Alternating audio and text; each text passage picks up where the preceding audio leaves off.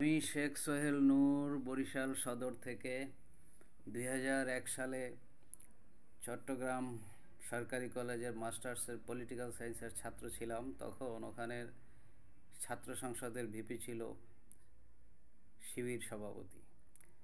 উনি খুবই ভালো মানুষ। আমার ওখানে অ্যাডমিশন নিতে একটু অসুবিধা হয়েছিল, অ্যাডমিট কার্ড ছিল না। উনি প্রফেসরের সাথে আলাপ করছে, সমাধান করে দিছে। তখন থেকে আমি শিবিরের সাথে জড়িত। আজকে কত বছর।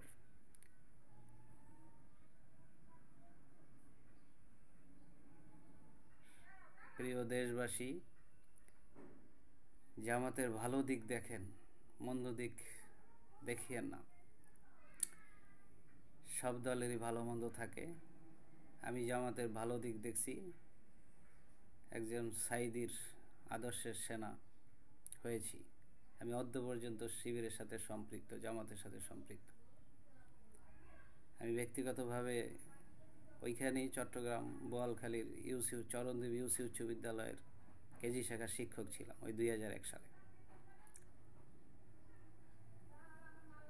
তাই বলবো, আপনারা জামাত শিবিরকে সমর্থন দিন। ইসলামী শক্তি, রাসূলের আদর্শ বাস্তবায়নে সহযোগিতা করুন। ইসলামী জীবন ব্যবস্থা মেনে নিন। ইন্নাল হামদা।